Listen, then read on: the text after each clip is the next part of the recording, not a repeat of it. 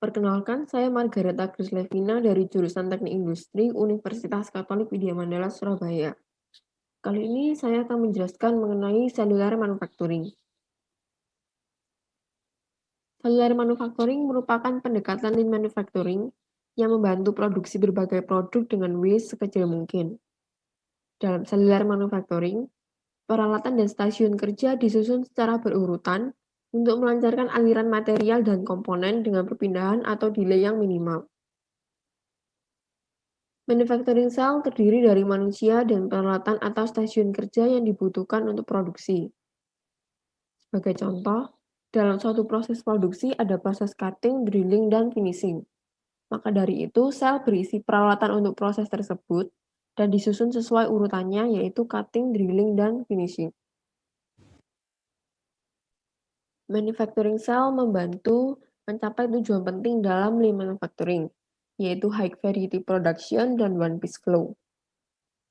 Dalam high variety production, mengelompokkan produk yang mirip sehingga bisa diproses dengan peralatan yang sama pada urutan yang sama pula. Lalu untuk one piece flow, ketika produk melewati proses manufacturing satu unit pada satu waktu, sehingga tidak menunggu beberapa barang diproduksi baru berpindah ke mesin selanjutnya. Paling penting adalah continuous flow dengan delay dan waiting yang paling kecil. Manufacturing cell membantu memecahkan masalah-masalah ini, yaitu memungkinkan perusahaan mengirimkan aliran produk ke customer dengan delay yang sedikit, mengurangi sumber daya yang diperlukan untuk penyimpanan dan transport, mengurangi risiko kerusakan, dan memperlihatkan masalah yang ada sehingga bisa diperbaiki. Keuntungan dalam cellular manufacturing. Yang pertama, mengurangi biaya perpindahan dan delay dari proses manufacturing. Yang kedua, mengurangi lead time produksi sehingga barang bisa sampai ke customer lebih cepat dan mengembalikan investasi pada produk lebih cepat. Yang ketiga, menghemat ruang sehingga bisa digunakan untuk value adding lainnya. Yang keempat, perbaikan terus-menerus dengan memberikan solusi untuk masalah yang mengganggu produksi dengan low inventory. Manufacturing cell disusun melengkung sehingga jalur operator membentuk U atau C. Bentuk ini mengurangi gerak dan perpindahan yang tidak perlu untuk melancarkan aliran produksi. Bentuk ini juga membuat titik akhir proses dekat dengan titik awal proses, sehingga mengurangi jarak yang harus ditempuh operator untuk memulai siklus baru. Dalam manufacturing cell, satu sel dijalankan oleh satu orang atau beberapa orang yang saling bekerja sama, tergantung besar sel, waktu siklus mesin, dan volume produksi. Cellular manufacturing bekerja paling baik dengan mesin yang lebih kecil dan lebih lambat dari peralatan untuk large lot yang memiliki mesin yang lebih besar untuk memproduksi banyak item. Mesin yang lebih kecil digunakan karena tujuannya adalah memproses satu atau beberapa item dalam satu waktu. Mesin untuk cellular manufacturing harus fleksibel. Untuk memaksimalkan kegunaannya, maka harus bisa di-setup dengan cepat. 3 fase dasar untuk mengubah work area menjadi manufacturing cell. Yang pertama, understanding the current conditions. Yang kedua, converting to a process-based layout. Yang ketiga, continuously improving the process.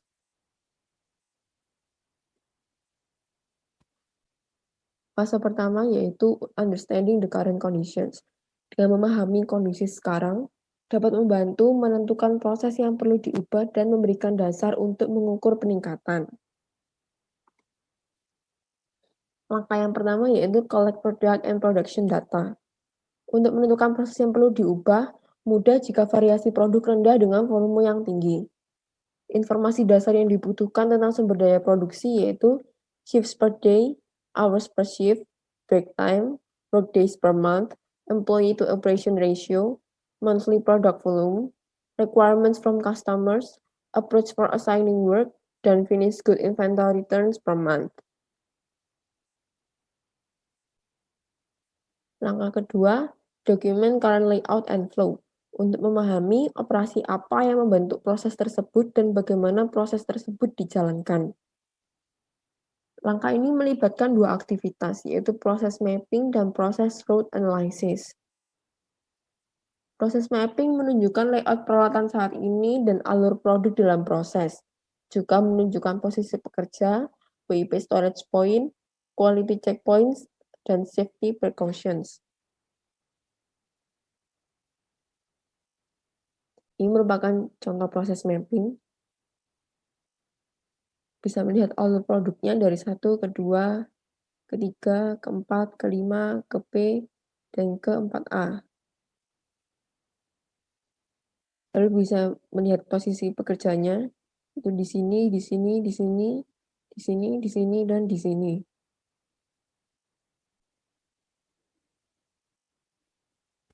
Lalu aktivitas kedua, proses route analysis, memungkinkan untuk identifikasi sekelompok produk yang bisa dibuat dalam satu sel yang sama menggunakan urutan mesin yang sama. Langkah ketiga yaitu time the process, untuk mengukur cycle time untuk setiap operasi mesin dalam proses. Langkah keempat yaitu calculate process capacity dan take time. Proses capacity table untuk menghitung banyak unit yang bisa dihasilkan dalam setiap operasi pada waktu yang sudah ditentukan seperti satu shift atau satu hari. Mencerminkan manual time sekaligus waktu mesin untuk setiap operasi dalam proses. Bisa menunjukkan working time pada setiap operasi. Ini adalah contoh proses capacity table. Dapat melihat waktu mesin untuk setiap operasi, juga melihat banyak unit yang bisa dihasilkan dalam setiap operasi. Lalu takt time adalah kecepatan produksi yang harus diselesaikan setiap produk untuk memenuhi kebutuhan customer. Ini adalah rumus takt time-nya, yaitu waktu kerja per hari dibagi kuantitas produksi per hari. Waktu kerja per harinya adalah 8 jam, dibagi menjadi menit, jadi 480 menit, kemudian dikurangi waktu istirahatnya 60 menit, sehingga waktu kerja sehari adalah 420 menit. Kemudian kuantitas produksi per harinya didapat dari kuantitas produksi per bulan dibagi dengan hari kerja, sehingga dia didapatkan 1.750 unit per hari. Kemudian dihitung takt time-nya, didapatkan kecepatan produksinya adalah 0,24 menit per unit yang harus diselesaikan setiap produk untuk memenuhi kebutuhan customer.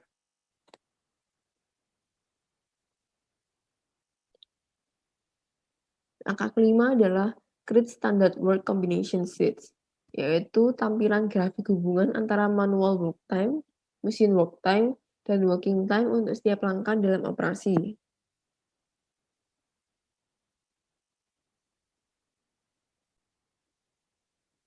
Ini adalah contoh Standard Work Combination Sheet. Yang garis ini adalah manual work time, yang garis putus-putus ini merupakan machine work time, garis bergelombang merupakan working time, dan panah ini merupakan waiting time.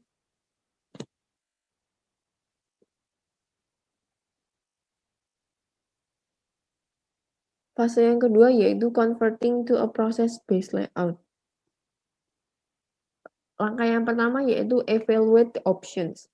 Pendekatan untuk mempertimbangkan cara meningkatkan metode, mesin, material, dan manusia. Langkah yang kedua yaitu plan possible new layouts options. Mengikuti beberapa panduan, layout in the process sequence is the basic principle. Mesin ditempatkan berdekatan dengan menyisakan sedikit ruang untuk WIP. Layout membentuk U atau C dengan mesin terakhir berada di dekat mesin pertama untuk mengurangi walking antar siklus. Kemudian proses flow biasanya berlawanan jam-jam. Langkah yang ketiga yaitu memindahkan mesin. Langkah yang keempat yaitu document the new operating procedures. Merevisi standar worksheet untuk menunjukkan layout baru, banyak WIP dalam proses, kemudian membuat standar operational procedure atau SOP baru yang nantinya digunakan untuk melatih operator menjalankan proses dengan efektif. Langkah kelima yaitu test to confirm improvement. Menghitung kembali waktu proses untuk melihat apakah layout baru meningkatkan value added pada proses dan memenuhi takt time. Fase yang ketiga yaitu continuously improving the process.